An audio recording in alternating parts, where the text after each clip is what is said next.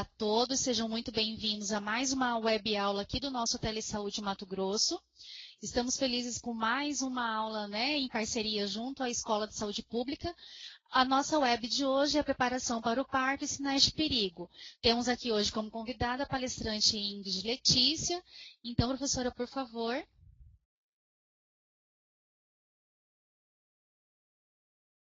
Boa tarde, pessoal. Meu nome é Ingrid, eu sou enfermeira, sou instrutora nacional de EDP neonatal. Hoje a gente vai trabalhar um pouquinho sobre a preparação para o parto e os sinais de perigo, baseado nas diretrizes instituídas pela estratégia EDP neonatal. Bom, o conhecimento está organizado da seguinte forma. A gente entende que para um preparo de parto natural, de um preparo de parto saudável, é necessário que a gente se prepare, a mulher se prepare desde o início da gestação. Então, a gente vai trabalhar o caminho para esse preparo de parto, da gravidez ao parto. Nós vamos aprender hoje a avaliar os sinais de perigo durante a gestação, segundo a estratégia EDP, e como eu já disse, o caminho para um preparo de parto adequado, para um parto natural e sem intercorrências, é necessário que a gente saiba, além de atuar, reconhecer quais são os sinais necessários para a gente intervir oportunamente, e as avaliações de sinais de perigo durante o parto, também segundo a estratégia EDP. Bom, quando a gente fala de caminho para o preparo de parto, ou para um parto saudável, um parto sem intercorrência, a gente precisa pensar no pré-natal. Então, o pré-natal, ele precisa trabalhar, além dos aspectos físicos, dos aspectos emocionais, trabalhar os aspectos sociais também. Então, durante o pré-natal, a mulher precisa ser incentivada ao exercício dos direitos que ela possui, tanto durante o pré-natal quanto durante o trabalho de parto. Precisa ser incentivado o empoderamento social, o empoderamento através da educação e saúde, a própria preparação física, porque apesar do parto ser fisiológico, toda a preparação física que for necessário ser feito, tanto durante o pré-natal quanto durante o trabalho de parto, ela facilita e ela traz vários benefícios, e o apoio familiar em todas as decisões que o empoderamento dá para a mulher tomar. Falando em pré-natal, a gente diz que o trabalho de parto eficiente, um trabalho de parto de qualidade, ele precisa de um acompanhamento pré-natal de qualidade. Eu trouxe para vocês o que o Ministério da Saúde considera como um pré-natal de qualidade. Um pré-natal de qualidade é aquele que começa precocemente, de preferência até a 12ª semana de gestação, em que a captação seja precoce. Aí a gente tem um trabalho de extrema importância da saúde da família, dos agentes comunitários, dos enfermeiros e médicos da atenção primária. Um pré-natal de qualidade também é aquele em que se garantam os recursos humanos físicos, materiais, técnicos necessários à atenção pré-natal. Então, é aquele pré-natal em que a mulher consegue ser atendida por uma equipe multidisciplinar, tudo que ela necessita de apoio, de recursos, tanto físicos quanto materiais, para que todo o acompanhamento da gestação seja feito, desde exames, transporte e tudo mais. Que vem o terceiro item, que é assegurado a solicitação e realização e avaliação em tempo oportuno do resultado dos exames preconizados no atendimento pré-natal. Então, tem que estar disponível toda aquela gama de exames que a gente solicita desde a primeira consulta, na segunda consulta e todas as vezes que forem necessários. E não basta pedir. A gente precisa também fazer a avaliação adequada tanto dos exames quanto das outras informações de saúde. O Ministério da Saúde considera também um acompanhamento pré-natal de qualidade aquele que promove a escuta ativa da gestante, não só da gestante, quanto dos seus acompanhantes, considerando os aspectos intelectuais, emocionais, sociais e culturais, não somente o cuidado biológico. Então, um pré-natal que não priorize a barriga somente, né? E que trabalhe com todos os anseios, com todos os medos e com todas as dúvidas que vão ajudar, inclusive no empoderamento, para as decisões que precisam ser tomadas em momentos que às vezes a mulher precisa do acompanhante, seja o pai da criança ou não, para essa tomada de decisão. Tá? O Ministério também considera um pré-natal de qualidade aquele que garante o transporte público gratuito da gestante para o atendimento pré-natal quando for necessário. É muito importante que a gente não perca lá na atenção primária essa gestante pelo simples fato dela não ter condição de ir até a unidade de saúde para fazer o seu acompanhamento pré-natal. Outro requisito importantíssimo para o pré-natal de qualidade é a promoção da participação ativa do acompanhante de escolha, né? Então, além da gente incentivar e fazer com que a gestante se empodere pelo exercício do direito de ter um acompanhante durante o parto, é importante que esse acompanhamento ele aconteça desde o pré-natal, né? E aí, durante todo o pré-natal, o exercício dos direitos que a gestante e a sua família têm para o trabalho de parto, ele também vai ficando muito mais tranquilo, né? Um pré-natal de qualidade também é aquele que garante o acesso à unidade de referência especializada, caso seja necessário. Então, hoje a gente vai ver alguns sinais de risco, né, que necessariamente são feitos encaminhamentos para unidades de referência, então é importante que a gente encaminhe e tenha a certeza de que vai ser garantido o trabalho, né? E que a gente, muitas vezes na atenção primária, a única conduta que nós temos é a referência, é fazer a referência, é importante que isso seja salvaguardado também, né? Outro requisito para um pré-natal de qualidade é o estímulo e as informações sobre os benefícios do parto fisiológico, incluindo a elaboração do plano de parto.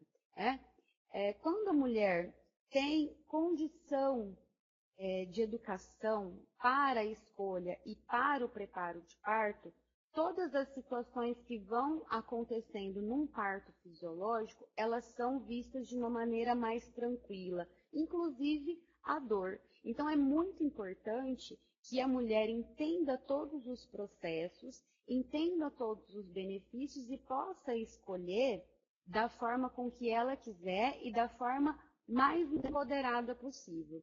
Uma das formas que a gente usa na atenção básica é a elaboração do plano de parto, que além de ser um acordo entre os profissionais do que essa mulher quer e do que ela permite que seja feito tanto com ela quanto com o bebê, ele também serve para que ela veja aquelas decisões que ela tomou e que aquilo também seja internalizado e ela se empodere cada vez mais do conhecimento sobre o trabalho de parto fisiológico, né? Um acompanhamento pré-natal de qualidade, ele também é aquele que promove conhecimento e visita ao serviço de saúde no qual a mulher vai dar à luz.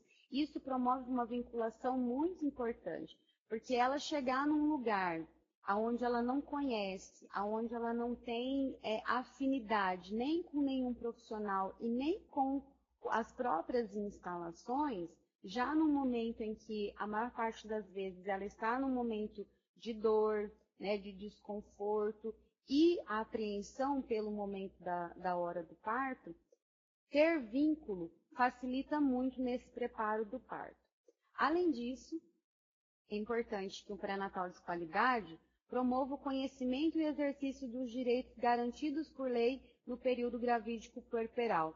Nisso a gente vai trabalhar as questões de amamentação, da volta para o trabalho, o exercício do acompanhante, do direito de acompanhante, de livre escolha na maternidade, né? Não só o acompanhante do sexo feminino ou aquele que cabe no pré-parto. É importante que ela conheça os direitos e internalize isso também, para que no momento em que ela está fragilizada pela dor do parto, ela consiga, de alguma forma, ter o poder de escolher e de exigir que os direitos dela sejam garantidos.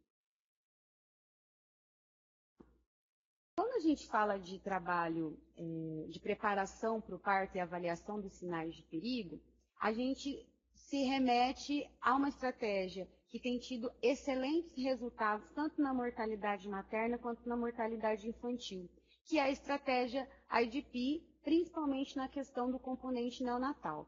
Mas antes da gente falar dos sinais de perigo propriamente dito, é importante a gente ver em que contexto e qual é o objetivo que a estratégia está inserida, como é a metodologia de atendimento que é preconizada pela estratégia e como a gente faz a detecção, então, dos sinais de perigo antes, durante a gestação e durante o parto.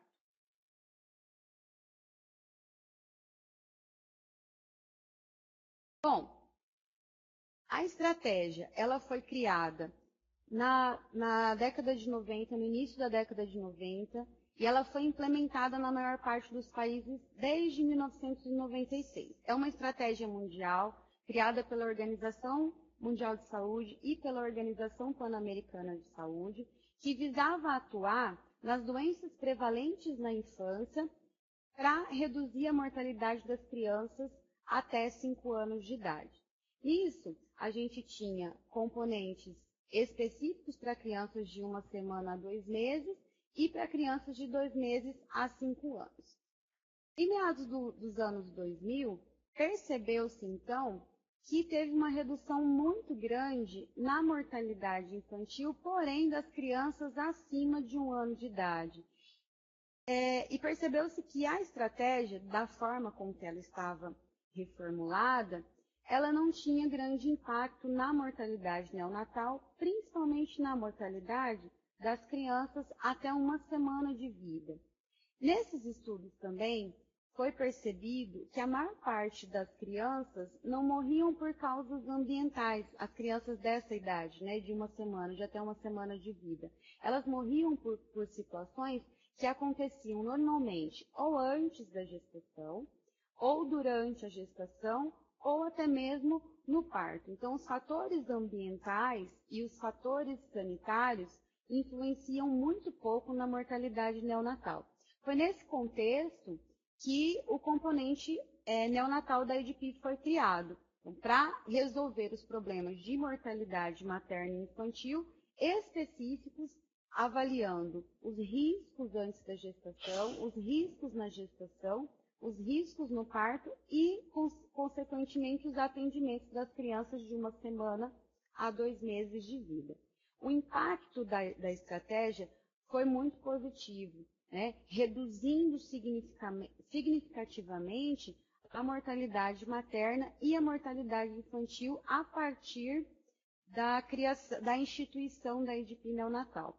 Outra coisa muito importante que a IDP trouxe, segundo a pesquisa feita no Pará, é a melhora das avaliações e a melhora da prática clínica de todos os profissionais que começaram a utilizar a estratégia nos atendimentos de pré-natal, na atenção primária principalmente.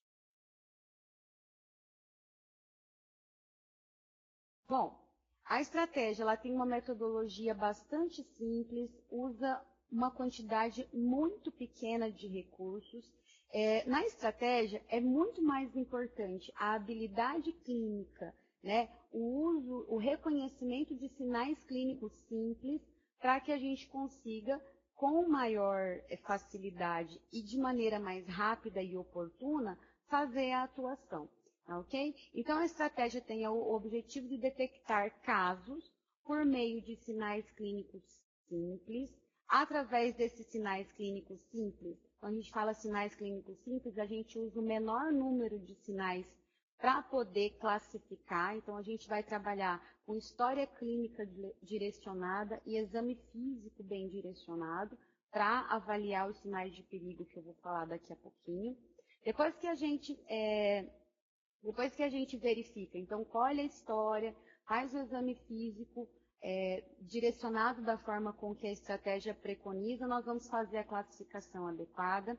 É importante ressaltar que nós não fazemos diagnóstico de doença por meio da estratégia, nós fazemos classificação orientada, ou seja, nós pegamos um conjunto de sinais e sintomas que querem dizer algum tipo de classificação ou que representa algum risco, e aí nós fazemos a atuação. É muito importante a gente perceber que a estratégia, ela busca um equilíbrio cuidadoso entre a sensibilidade e a especificidade. A estratégia, ela é para atendimento generalista para essa população. Então, é lógico que quando um obstetra ou quando um pediatra vai avaliar uma criança, ele vai avaliar a criança e a mulher pela ótica da especificidade. No caso da EDP, a gente preconiza a questão do atendimento generalista, buscando sinais que podem fazer um agravamento no quadro da criança e da mulher, ou que podem gerar uma internação ou até mesmo uma morte por causas evitáveis. Após essa classificação adequada, a gente vai escolher o tratamento indicado. O tratamento indicado pela estratégia EDP, tanto a neonatal quanto a EDP criança, é aquela que cobre as mais prováveis classificações, as mais prováveis doenças representadas por cada classificação. Dessa forma, nós conseguimos cobrir uma quantidade maior de doenças, mesmo sem saber qual é especificamente a doença que tanto a gestante quanto o recém-nascido tem. Ainda continuando a questão do processo do manejo integrado, então, nós vamos aplicar para todas as gestantes que procuram um serviço de saúde, principalmente no primeiro nível de atenção. Então, nós vamos avaliar, vamos perguntar, vamos fazer o exame físico bem direcionado para a necessidade. Então, se eu tenho uma pessoa que chega à unidade de saúde querendo engravidar, a gente tem um quadro específico codificado por cores, do mesmo jeito do semáforo, né? Então, quando ele está na classificação vermelha, é uma classificação que representa perigo, que é o que a gente vai se ater hoje, que é para os sinais de perigo. Quando a codificação da classificação ela está da cor amarela, ela requer um cuidado maior, no entanto, na maioria das vezes não precisa de referência.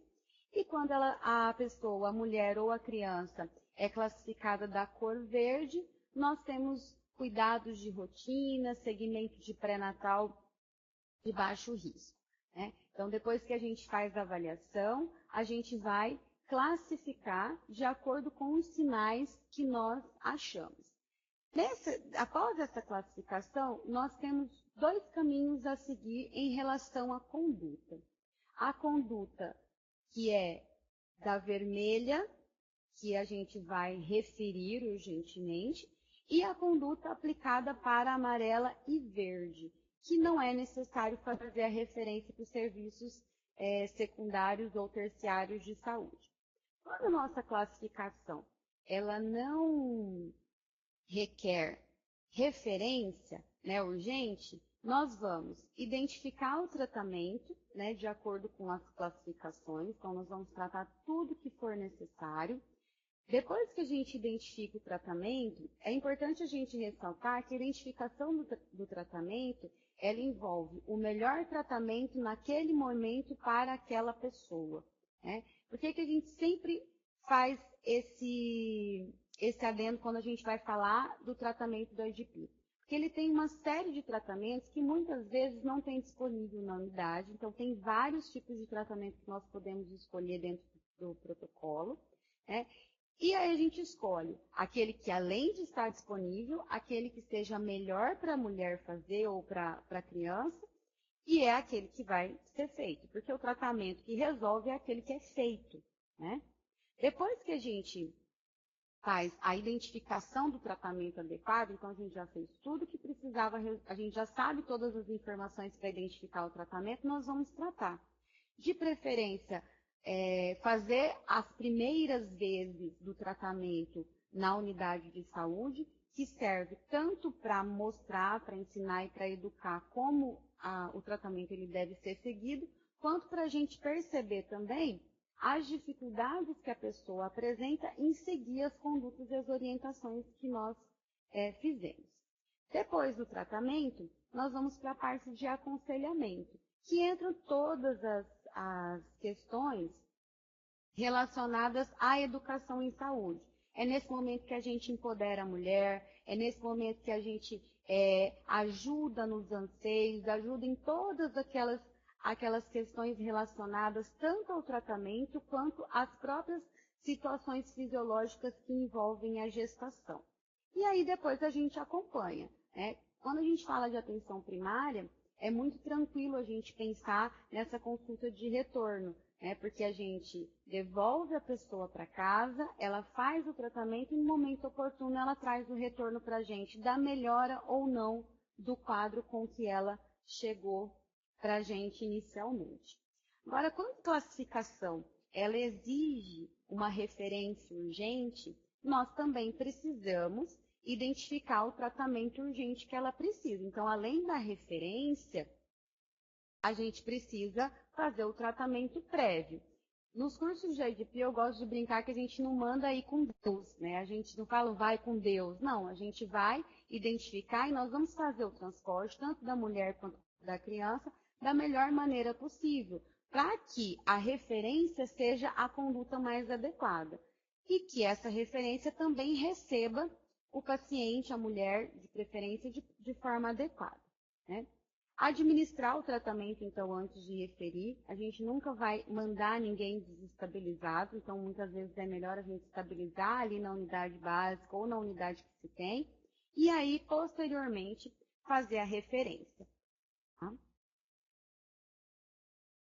Bom, agora que a gente já sabe como que funciona a metodologia e o processo de manejo, a gente vai falar sobre a avaliação específica dos sinais de perigo durante a gestação. Então, a gente tem 3 classificações para avaliação durante a gestação. É a gestação com risco iminente, a gestação com alto risco e a gestação de baixo risco. A gestação com risco iminente é aquela que apresenta sinais de perigo.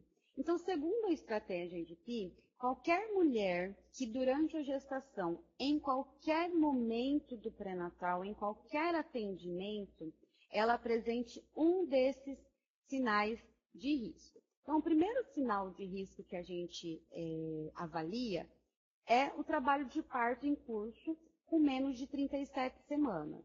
Então, a gente vai. Mais para frente tem algumas formas da gente reconhecer o trabalho de parto, que a gente vai perguntar para a mulher se ela tem dor, se essas dores estão ritmadas ou não estão ritmadas, que tipo de dor que é, se é uma dor que parece cólica, todas as informações que a gente precisar para a gente saber se ela está em trabalho de parto ou não. Vamos calcular a idade gestacional para a gente ver se essa dor de parto, depois que a gente detecta que a mulher está em trabalho de parto, a gente vai detectar se essa dor de parto realmente é prematura, é antes das 37 semanas. Nós vamos classificar ainda como gestação com risco iminente toda aquela gestação que está durando mais que 41 semanas. Nós vamos considerar também como sinal de perigo toda e qualquer diminuição ou ausência de movimentos fetais. Então, a gente avalia, verifica se toda criança, todo feto que mexer menos de 6 vezes em 1 hora, nós vamos considerar como gestação com risco iminente. Toda mulher que em determinado momento apresentar uma doença sistêmica grave, também vai ser considerado sinal de perigo. Qualquer infecção urinária que esteja com febre durante a gestação também nos leva à classificação da gestação com risco iminente. Mulher que está em qualquer momento da gestação com diabetes não controlada, qualquer sangramento vaginal não avaliado ou avaliado como não sendo fisiológico, também é considerado como sinal de perigo. As roturas prematuras de membrana com mais tempo de 12 horas. A hipertensão não controlada, ou a presença de convulsões, visão turva, perda de consciência ou cefaleia intensa, também é um sinal de perigo. A alteração da frequência cardíaca fetal menor que 120 e maior que 160, nós também classificamos como gestação com risco iminente. A apresentação anormal com trabalho de parto, né? Então, é aquele bebê que não está numa apresentação adequada para o trabalho de parto. Né? E a palidez palmar intensa ou hemoglobina abaixo de 7 e edema de face, mãos e pernas. Aí normalmente vem uma pergunta assim, mas tá, e aí, essas situações vão fazer necessariamente com que a mulher morra, ou com que a criança morra, ou que nasça crianças com problemas, ou que a mulher enfrente um problema maior na gestação? Não necessariamente. São sinais de perigo que podem nos remeter a essa gravidade. Esses sinais de perigo também não nos indicam a necessidade de cesariana. Okay? Então, a gente, em momento nenhum, vocês vão ver na hora que a gente for falar ali da questão do tratar, que a gente está falando em encaminhamento para a extração fetal por cesariana. Né? Então, em relação a esses sinais de perigo, de acordo com cada sinal de perigo que a mulher apresentar, nós vamos fazer as atuações. Independente de qualquer coisa, toda mulher que tiver um desses sinais de perigo, nós vamos classificá-la como gestação com risco iminente e nós vamos estabilizar e referir para o hospital segundo as normas de referência. Então, que normas são essas? Primeiro, nós vamos colocar em decúbito lateral esquerdo. Né? Nós vamos prevenir a hipotensão, de todas as formas que nós tivermos. Tratar a hipertensão, caso a hipertensão seja um dos fatores, um dos sinais de perigo apresentado pela mulher. Se por um acaso o fator de perigo, né, o sinal de perigo, for o trabalho de parto prematuro, nós vamos inibir as contrações e administrar o corticoide caso o trabalho de parto tenha menos de 35 semanas, né? Então, entre 35 e 37 nós não precisamos administrar corticoide. Se a rotura prematura de membranas tiver mais de 12 horas, ou se a mulher tiver caso de infecção urinária com febre, nós vamos administrar a primeira dose do antibiótico recomendado. O protocolo tem uma série de antibióticos que estão disponíveis, que são antibióticos que fazem parte da rede da farmácia básica da atenção primária, né? E administrar o oxigênio se necessário e se possível antes de fazer o encaminhamento. Fora isso, então, assim, todos os momentos de pré-natal, nós vamos fazer essa avaliação de risco. É muito fácil da gente perceber que nenhuma dessas avaliações, nenhum desses sinais aqui, estão fora daquilo que a gente já trabalha no pré-natal. Ele só é feito uma classificação diferente e um olhar que pensa um pouco mais na questão dos sinais de risco. Então, a gente vai seguir o pré-natal conforme as normas do Ministério, pensando que em qualquer momento nós precisamos verificar se essa gestação ela tem risco ou não. Fora essas situações, envolve também o preparo de parto, uma alimentação saudável. O empoderamento é essencial para o preparo de parto, tanto na questão dos enfrentamentos à dor, nas questões relacionadas às atitudes que vão acontecer no puerpério, as atitudes saudáveis que podem acontecer durante o exercício da gestação, durante a gestação e durante o puerpério principalmente, e os exercícios físicos. A gente fala caminhando para o parto, porque o exercício físico, ele ajuda muito durante a gestação para o preparo de parto, então ele dá uma resistência muscular bem legal, para a mulher conseguir suportar todas as modificações que vão acontecendo. Além disso, exercícios que promovem elasticidade muscular, né, flexibilidade também ajudam muito, pois no momento do parto é importante ela assumir algumas posições que exigem uma certa flexibilidade, uma certa elasticidade muscular, né? Exercícios de agachamento, né, que ajudam bastante, tanto no preparo de parto, então todos os exercícios de agachamento, todos os alongamentos ajudam na abertura da pelve, né, e ajudam também na descida do feto e ajudam também a acelerar um pouco o trabalho de parto. Agora que a gente já viu tudo o que a gente faz durante o pré-natal, é importante, outros exercícios, né? É importante que a gente pense em como nós vamos reconhecer os sinais de perigo durante o trabalho de parto. Para isso, é extremamente importante a gente pensar em como reconhecer o trabalho de parto. O trabalho de parto ele acontece por um conjunto de fatores, tanto hormonais quanto mecânicos. Fatores esses, tanto da mulher quanto da criança. Em relação aos fatores hormonais, então a gente tem fatores maternos e fatores fetais. Até o 7º mês de gestação, a progesterona, o hormônio progesterona, ele está bastante alto. A partir do 7º mês, começa a ter um aumento de estrogênio que faz com que a proporção de estrogênio e progesterona diminua. Então, fica um pouco mais de estrogênio do que progesterona.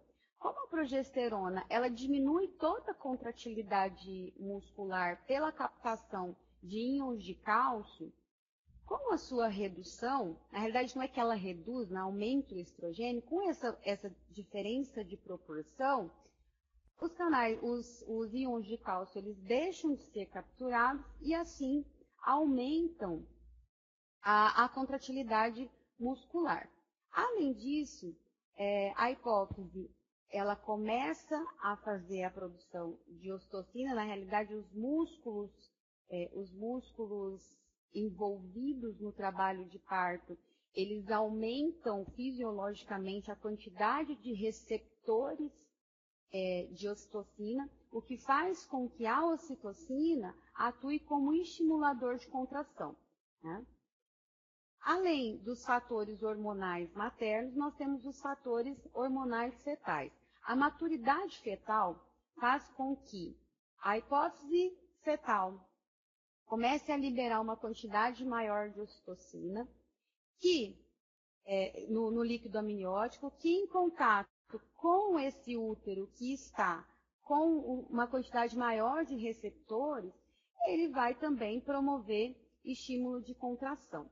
Além disso, a maturidade fetal também promove a liberação de cortisol, que faz também com que aumente a produção de ocitocina materna, e as prostaglandinas, que faz a indução das contratilidades também, indução do trabalho de parto, mostrando que o bebê está pronto para nascer, e aí a gente tem todo esse conjunto hormonal. Além disso, é necessário que os fatores mecânicos também contribuam. Então, para as contrações, é muito importante, acredita-se que é muito importante a distensão da musculatura uterina e a distensão ou a irritação do colo uterino. A distensão da musculatura uterina, ela acontece por conta do aumento natural da contratilidade de todo o músculo liso quando ele se distende. Então, qualquer músculo liso, quando acontece uma distensão, a contratilidade aumenta naturalmente. Além disso, os movimentos fetais durante toda a gestação também promovem essa distensão da musculatura uterina. Isso vai fazer com que gere um reflexo neurogênico que aumenta também a produção de ocitocina pela hipófise materna. Além disso, tem uma atuação específica lá no colo uterino. Também são reflexos neurogênicos que aumentam a ocitocina. E, além disso, tem essa irritação do colo uterino ela promove uma transmissão elétrica, né, uma transmissão elétrica para o corpo uterino, que também distende, faz a distensão e aí gera todo esse ciclo que um promove o outro. Então, a distensão dos músculos lisos, junto com os estrogênios, promovem contração no miométrio. A própria contração do miométrio, ele vai fazer com que aumente a produção de ocitocina pelo hipotálamo, e a ocitocina continua gerando contrações no miométrio até a gente chegar a um trabalho de parto efetivo e um nascimento de um bebê lindo como a mãe quer. Como que a gente pode reconhecer? Então, a gente já falou o que a gente vai fazer para poder verificar os sinais de risco, os sinais de perigo antes do parto. Agora, a gente tem que verificar os sinais de perigo durante o parto. O diagnóstico acurado, ou seja, um diagnóstico correto do início do trabalho de parto, ainda é um problema na área da saúde da mulher, na área da obstetrícia. Isso faz, um diagnóstico errado de trabalho de parto, faz muitas vezes com que a mulher, ela vire a mãe peregrina, né? É aquela mulher que chega numa unidade, de alguma forma ela tem um diagnóstico de trabalho de parto, e aí ela vai para a maternidade. Quando ela chega na maternidade, ela recebe a notícia de que ela não está em trabalho de parto. Muitas vezes, a mulher mora muito longe, ela não tem condição de voltar para casa e isso acaba gerando uma internação precoce. Essa internação precoce, muitas vezes, gera ansiedade, todas aquelas situações que podem fazer com que a mulher, mesmo estando decidida e empoderada pelo parto natural, ela escolha uma cesariana. Então, é muito importante que nós utilizemos os critérios corretos e que a gente saiba, em qualquer lugar que a gente esteja, lá na atenção básica, ou na atenção secundária, na atenção terciária, que nós consigamos, de forma adequada, reconhecer um trabalho de parto, né? A gente usa hoje como diretriz, uma diretriz internacional que fala que o trabalho de parto é a presença de contrações uterinas espontâneas, pelo menos 2 em 15 minutos, e pelo menos 2 dos seguintes sinais. O apagamento cervical, que a gente pode verificar através do toque, o colo dilatado para 3 centímetros ou mais e a ruptura espontânea de membranas. Isso tudo ele promove a saída do tampão mucoso. Aqui vocês têm no lado direito de vocês a fotinho de como pode ser um tampão mucoso. Então, ele pode ter essa característica bem clarinha, né? Ou ele pode ter essa característica sero-sanguinolento. Aparece um catarrinho e o outro catarrinho com sangue. Tá?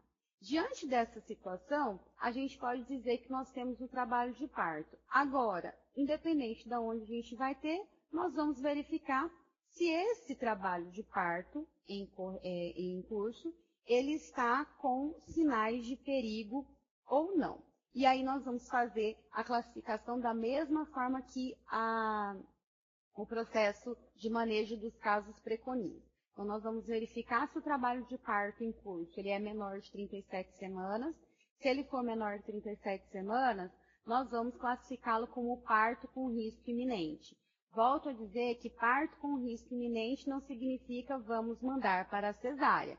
Significa nós temos um potencial problema e que nós precisamos resolver de maneira oportuna para que esse nascimento seja o melhor, tanto para a mãe quanto para o bebê. Tá? Outro sinal de perigo, assim como durante a gestação, a diminuição ou ausência dos movimentos fetais é um sinal de perigo, durante o trabalho de parto também é um sinal de perigo. Doença sistêmica não controlada, diabetes, cardiopatia, hipertireoidismo ou qualquer um tipo de doença sistêmica que não esteja sendo acompanhada desde o pré-natal.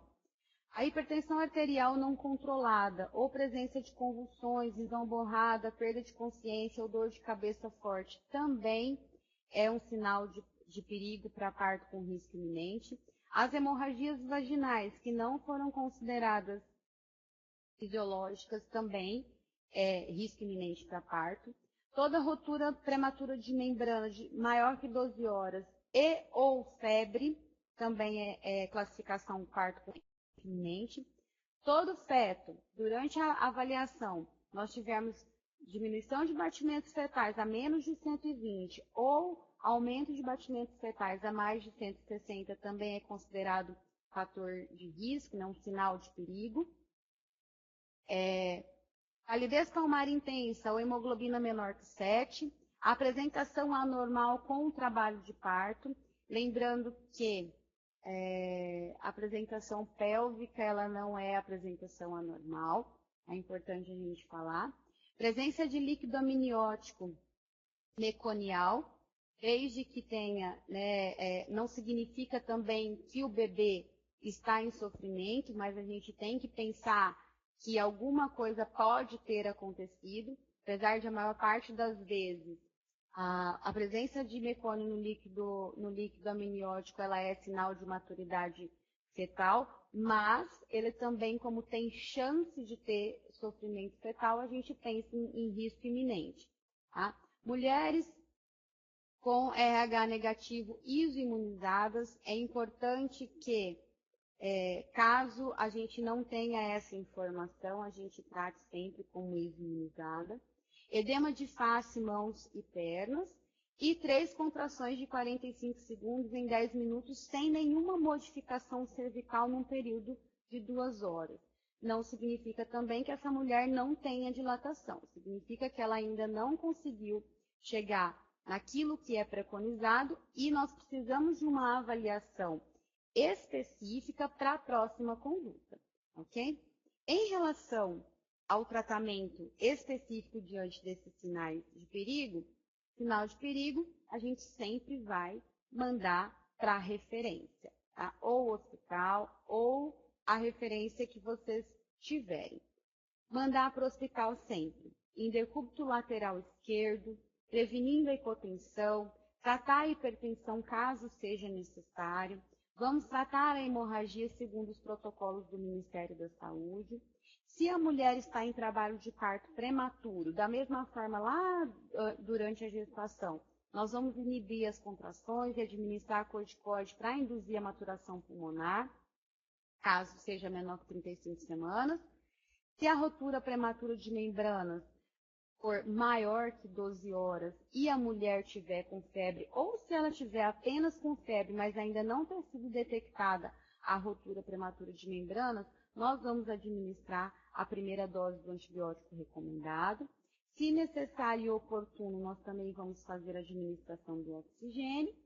E a vigilância do parto. Vamos abrir o partograma enquanto nós aguardamos a transferência, porque nós sabemos que nem sempre a transferência ela é tão rápida quanto nós queremos. E ela precisa ser rápida quanto se necessita e não, às vezes, quanto que nós queremos.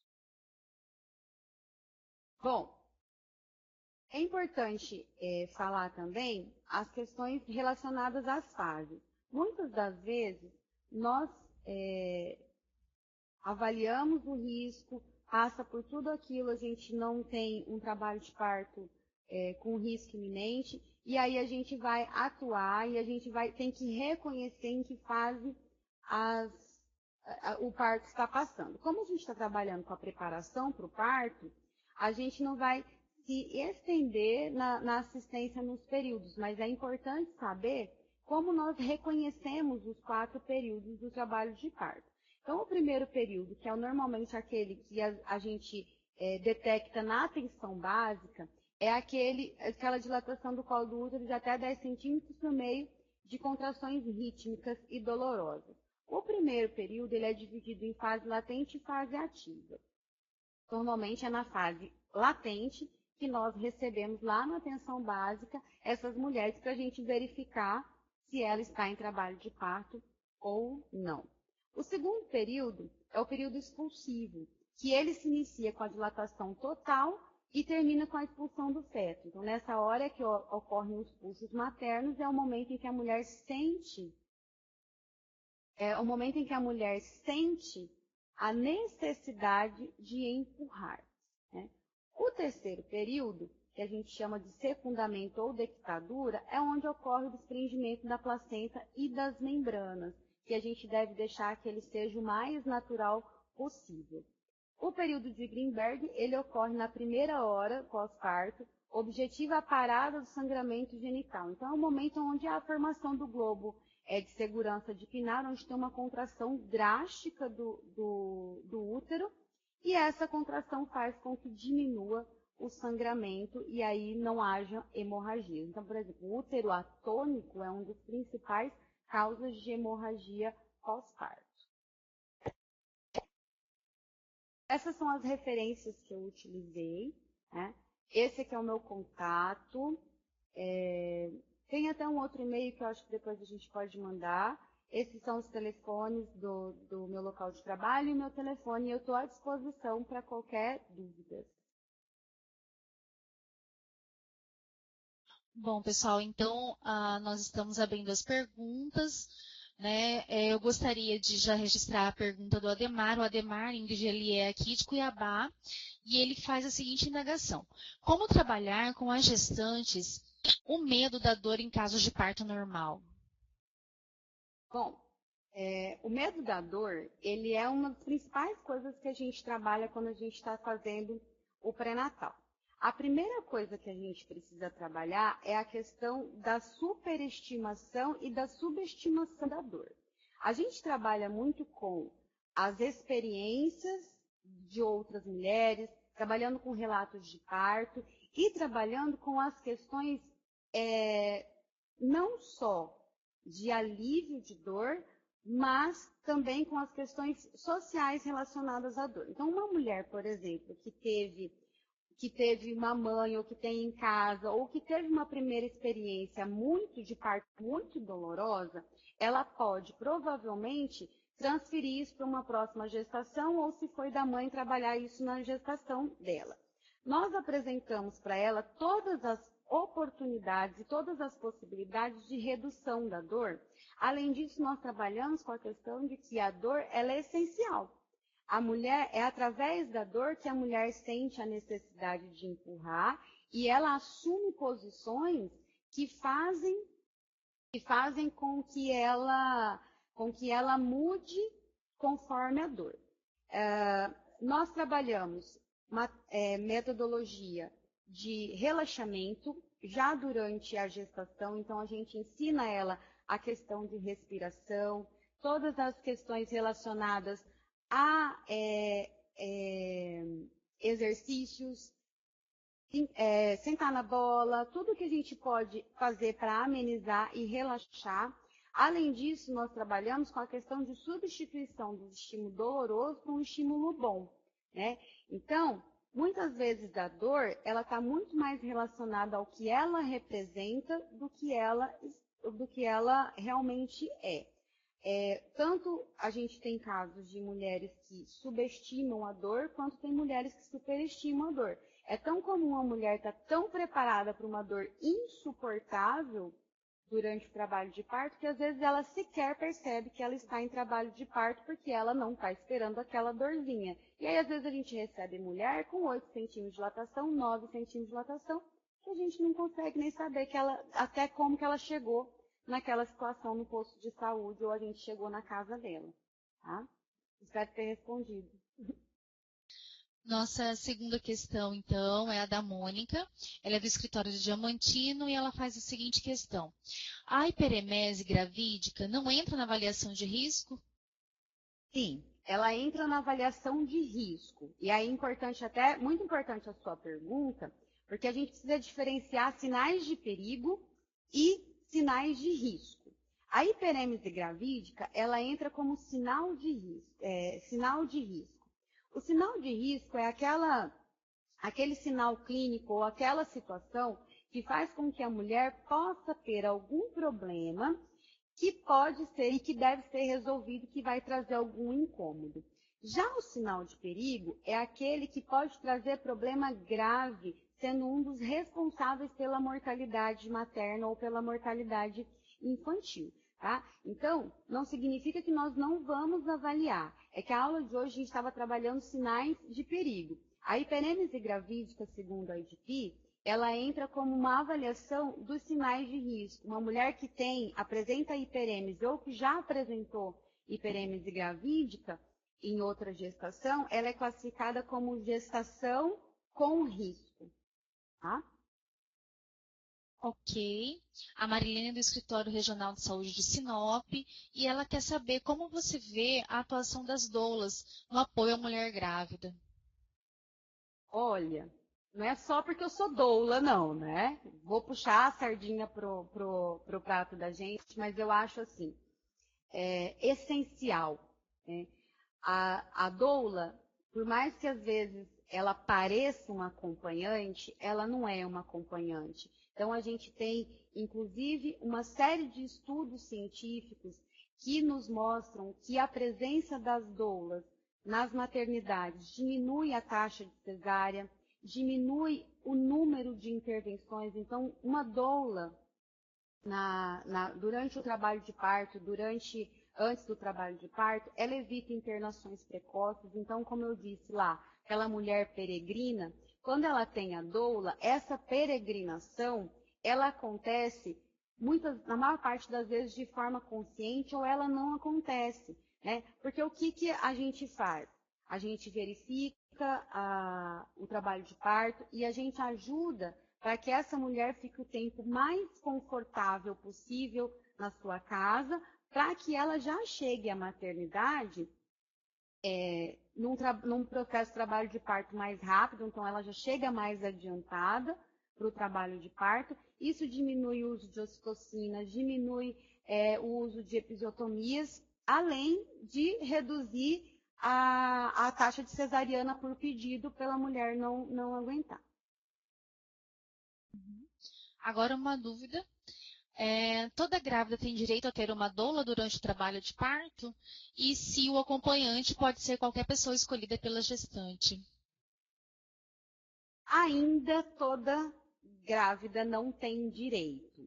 Mas os hospitais ou os locais onde a humanização já está bem enraizada, as doulas têm tido um acesso bem legal junto, e não como acompanhante, como doula mesmo. Agora, o acompanhante, ele é de livre escolha, ele pode ser qualquer pessoa de qualquer sexo para o acompanhamento. Tá, ok? Então, é muito importante a gente, o fato de ser doula e de trabalhar com pré-natal e tudo, de atuar durante um tempo na atenção primária, me fez pensar que uma das coisas que a gente mais precisa trabalhar com a gestante não é só o medo da dor, e sim o exercício da cidadania e do direito que ela tem. Então, muitas vezes, vale a pena, às vezes, a gente até escrever no receituário o número da lei, e aí ela chega, às vezes ela não sabe nem onde está escrito, mas só o fato dela estar empoderada já faz com que isso faça valer o direito dela, que o acompanhante é de livre escolha e qualquer pessoa, não precisa ter parentesco nenhum, não precisa ser pai, não precisa ser nada dela, ela escolheu, é aquela pessoa que vai ficar com ela. Ok. A Marilene volta a fazer uma colocação. Por que essa dificuldade de aceitar a presença das doulas por parte de outros profissionais, né? Das instituições de saúde e principalmente pelos médicos? Olha, na obstetrícia, a gente ainda luta por um atendimento baseado em evidências. A gente ainda luta pela desmedicalização do corpo feminino. A gente ainda luta para trazer para o fisiológico aquilo que, em determinado momento, por apenas capricho humano, ele virou patológico. Né? Então, durante muito tempo, era um absurdo mulheres parirem no hospital. Simplesmente porque é um lugar sujo. Hoje é um absurdo a mulher parir em casa. Né? Então, a gente percebe que a gente está retornando isso. Muitas das coisas que acontecem hoje em obstetrícia, elas não são baseadas em evidências, ou seja, elas não possuem estudos suficientes para a gente fazer ou deixar de fazer. Né? Como elas foram instituídas sem muitos estudos, a gente acaba, de uma forma geral, a obstetrícia sendo praticada por coisas, sendo práticas que sempre foram feitas, mas não se sabe o porquê e como elas dão certo. Como as doulas normalmente entram para um movimento, elas vêm de um movimento contrário a isso, né? Vamos parar de fazer aquilo que a gente não sabe se dá certo, né? Vamos respeitar a mulher e vamos questionar quem tem o conhecimento do corpo, mas não tem o conhecimento do meu corpo. Vamos tomar o que é nosso. Eu acho, e a minha opinião enquanto enfermeira e enquanto doula, eu acho que é isso que, na maior parte das vezes, levam a tanto as maternidades quanto os médicos não gostarem da presença das doulas. Mas é importante também trabalhar que não são todos. A partir do momento em que eles começam a perceber todas aquelas evidências que eu falei antes, da redução de taxa de cesárea, da redução do tempo de internação, e o quanto a gente, ao invés de atrapalhar a rotina hospitalar ou a rotina médica, a gente mais ajuda do que atrapalha, a gente vai tendo uma inserção melhor. Hoje, em Cuiabá, a gente já tem uma inserção muito melhor do que tinha antes. Não é a adequada, é lógico, a gente ainda briga bastante, mas a gente já tem uma inserção bem melhor. Ok, uma outra questão agora é a do Ademar. Hoje, as maternidades possibilitam às mulheres posição diferenciada da litotomia? Quer saber se... Sim, elas possibilitam sim. As maternidades, elas têm, pelo menos aqui em Cuiabá, elas têm, além da mesa de parto, na sala de parto, a gente tem a possibilidade da mulher parir na cama, né, na onde ela quer, posição que ela quiser, né, posição de 4 apoios, e tem também as banquetas de parto. É importante a gente ressaltar que, independente do que se tem para a mulher assumir a posição ela também precisa e ser trabalhada durante o pré-natal, que ela pode assumir a posição que ela quiser. Então, hoje a gente tem preferido, inclusive, os partos nos quartos, justamente porque na cama tem um espaço do lado da cama, tem as bolas onde a gente pode colocar a cadeira de parto, pode colocar a banqueta de parto para que ela assuma a posição que ela mais deseja, que ela mais se sente confortável. Em alguns casos, não a maior parte dos casos, a mulher ainda assume a posição litotômica, mas ela assume porque ela quer e ela tem o direito de fazer isso. E o Ademar continua perguntando sobre quando a maternidade restringe a escolha da gestante dizendo só aceitamos o acompanhante do sexo feminino. Qual deve ser, então, o posicionamento, né, com relação a isso, da gestante ou do acompanhante? Apesar da vontade que eu tenho de mandar chamar a polícia, né, porque ela está tendo um direito negado, ela tem uma série de coisas, a gente entende que a situação não é a melhor para se fazer isso. Mas é importante que, primeiro, ela exija os direitos dela da forma correta, não. Então, ela tem o conhecimento da lei, ela se coloca e ela se empodera para isso. Caso isso de forma alguma seja respeitado, é muito importante que essa mulher denuncie. Ela fazer a denúncia, porque é só com o aumento do número de denúncias é que nós vamos conseguir fazer com que as maternidades se organizem para receber esse acompanhante de livre escolha. Né? Muitas vezes as maternidades se pautam no argumento de que não cabe, porque precisa respeitar a privacidade da outra mulher, então ela precisa ter uma acompanhante do sexo feminino por causa da outra gestante. Quem tem que se preocupar com isso é a maternidade. A maternidade que precisa promover isso da mulher. Não é a mulher abdicar de quem ela mais queria que tivesse no parto, simplesmente porque a maternidade não tem condição de ter aquele acompanhante. Então, a gente incentiva, né, a luta pelos direitos, e isso, o empoderamento ele é essencial. e depois fazer a denúncia. Porque muitas vezes a mulher, depois que o nenê está no colo da mulher, ela entra em estado de graça e ela acaba não querendo denunciar mais o que aconteceu. E é importante a gente, enquanto profissional, recebeu essa mulher de novo no pré-natal, a gente verifica se teve alguma violência, qualquer tipo de violência obstétrica praticada contra ela, a gente incentive a denúncia. A Marilene está agradecendo e diz que tem mais uma pergunta.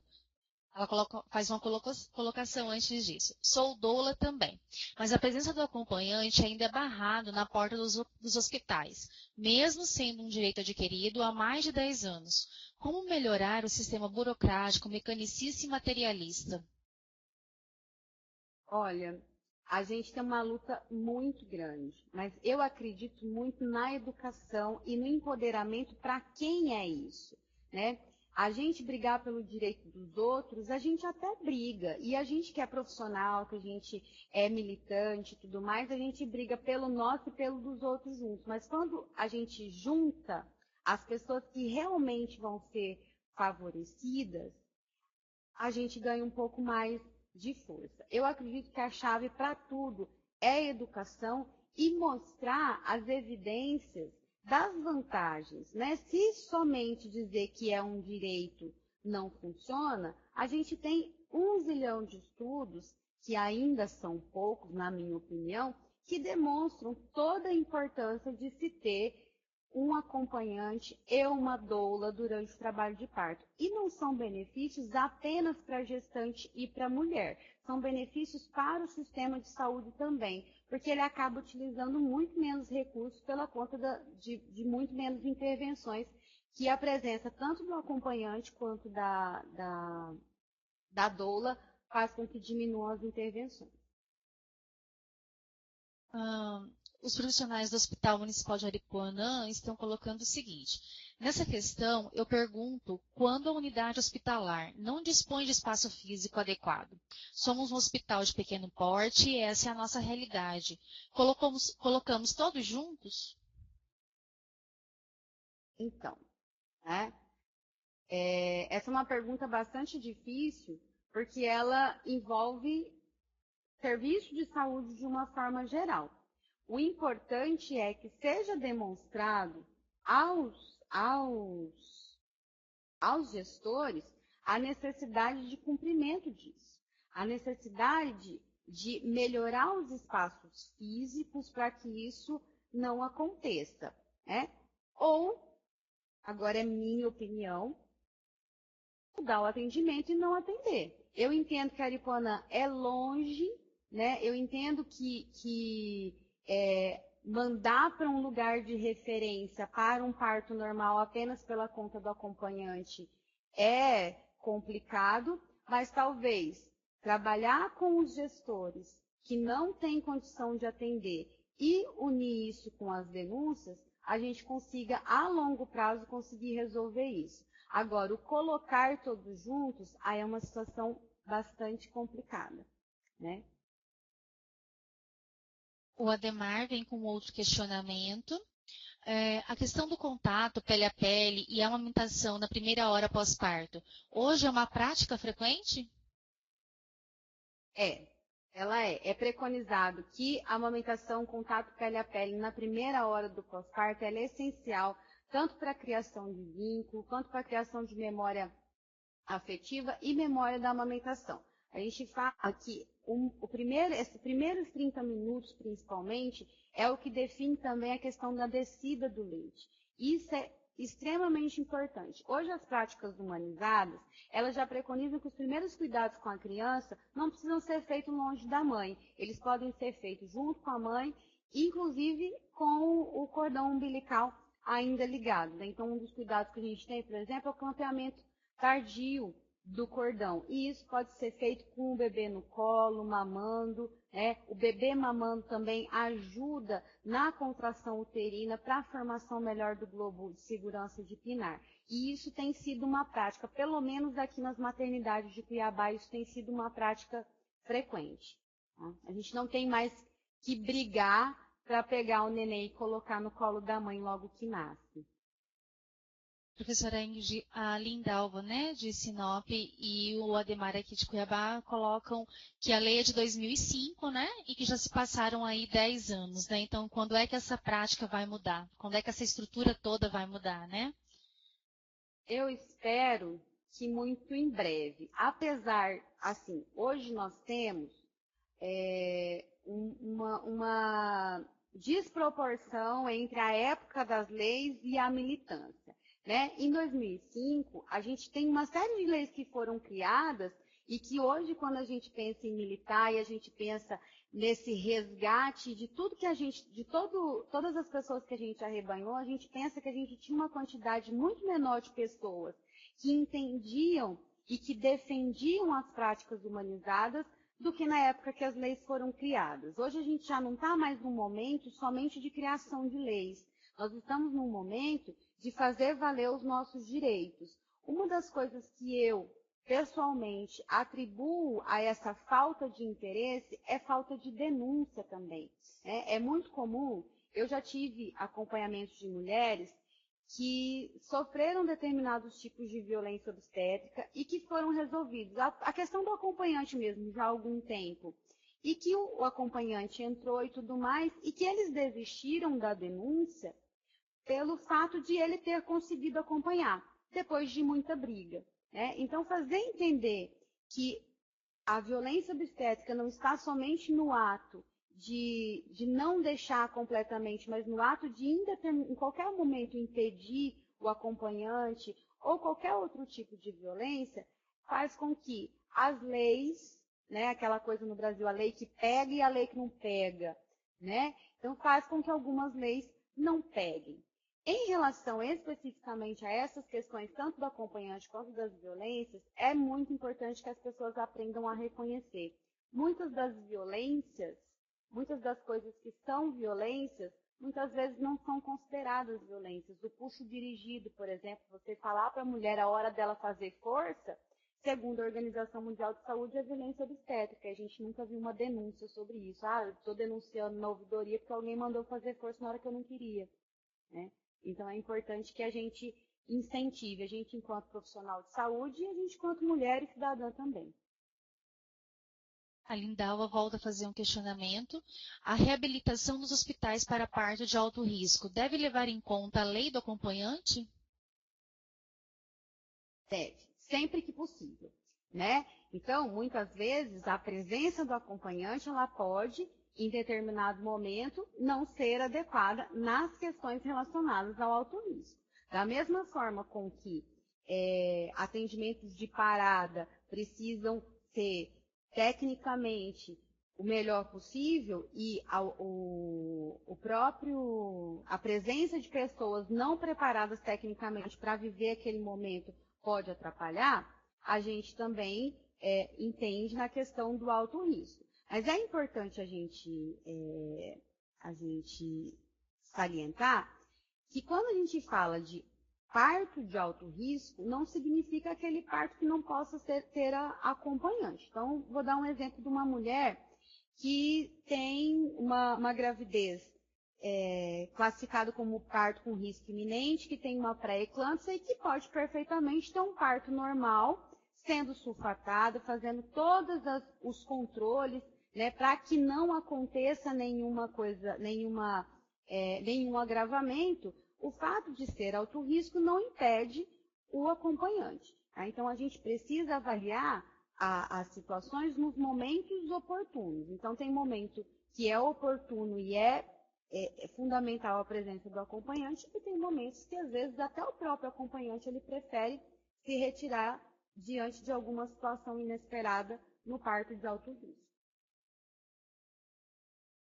Enquanto vocês encaminham as perguntas, eu vou estar só lembrando a vocês que, para aqueles que ainda não fizeram, vocês podem estar baixando essa apresentação, pessoal, clicando nessa setinha que está logo abaixo do slide de vocês, tá? Essa web aula está sendo gravada e vai estar disponível através do canal Teleeduca Mato Grosso, no site do YouTube, na nossa próxima semana. Ok? Vocês estão vendo também, aqui pelo bate-papo, tem um linkzinho, ó, que eu coloquei para vocês. Esse link é para uma avaliação ao final da aula. Por que a importância de se avaliar uma web aula como essa de hoje, né? É importante para que a gente possa estar melhorando o trabalho, em conjunto com a palestrante que esteve conosco, que ainda está conosco aqui hoje, né? E também para que vocês possam deixar suas dúvidas, sugestões de outros temas, né? Para que a gente possa estar realmente aprimorando o nosso trabalho. Então, não esqueçam, por favor, de, antes mesmo de saírem da sala, que vocês possam estar avaliando essa web de hoje. Tá bom? Nós temos mais alguns minutinhos, 10 minutinhos. Vamos lá. Então, a Marilene já coloca uma outra observação. Concordo com você que temos que empoderar as mulheres. E ou o casal também. Já observei ótimos resultados em relação à mulher receber o devido respeito na hora de parir. Porém, vejo que existe uma visão muito fragmentada dos gestores da saúde em relação a tudo isso. Eu concordo plenamente quando você diz essa fragmentação, né? E isso é uma das coisas que mais dificulta o trabalho da gente, principalmente pelas questões relacionadas à histórico-cultural da mulher, do poder do corpo e da forma de nascer, e de nascer ter virado um evento de todo mundo, menos da mulher. E esse resgate, por mais antigo que seja, a gente ainda sofre bastante nas questões dos gestores da saúde. Nós tivemos aqui em Cuiabá recentemente uma pauta sobre o acompanhamento da doula, né, a liberdade que a doula vai ter nos hospitais, que não foi passada pela Câmara dos Vereadores, né? Por quê? Porque não tem interesse. A gestão não tem interesse nessa situação e a gente não tem também uma massa de população que entenda essa importância, né? É muito fácil a gente ver militantes da área da saúde, militantes grávidas, pais e tudo mais. A gente não vê muitas pessoas que não participam do movimento sem estar envolvidas no movimento. Não são muitas. E aí a gestão também não tem interesse disso, infelizmente.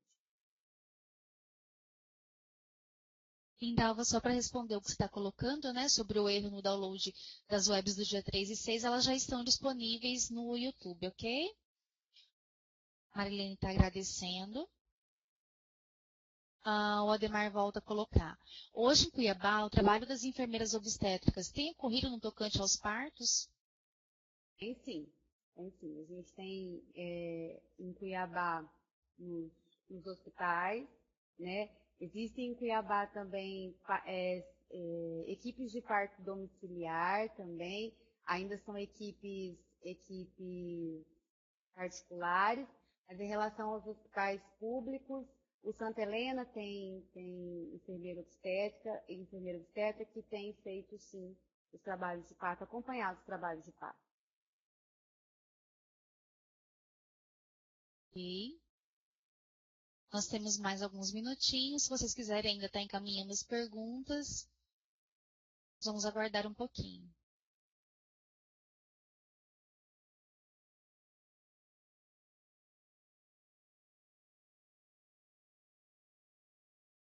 Professora Ingrid, se você quiser estar fazendo já as considerações finais, por favor. Gente, muito obrigada por todo mundo. As perguntas foram muito boas. Essa discussão, quando a gente fala de preparo para o parto, é muito importante que essa discussão tome esse rumo que tomou, um rumo mais político, um rumo mais da organização dos sistemas de saúde, né? Porque eu acho que não basta nós conseguirmos fazer isso dentro das nossas unidades, com a nossa habilidade técnica, a gente precisa ter condição para isso também. Então, muito obrigada pela participação de vocês. Foi ótimo estar essa tarde com vocês. Eu gostaria de agradecer muito a participação de todos vocês na nossa tarde de hoje, agradecer a presença da professora Ingrid aqui para a nossa web aula, lembrá-los que amanhã a professora estará conosco, né, novamente, e amanhã o tema da nossa web são Cuidados Maternos do Puerpério. Então, amanhã, a partir das 14 horas, vocês podem estar acessando novamente a agenda do Telesaúde, para que a gente possa estar tendo mais uma tarde, né, bem produtiva.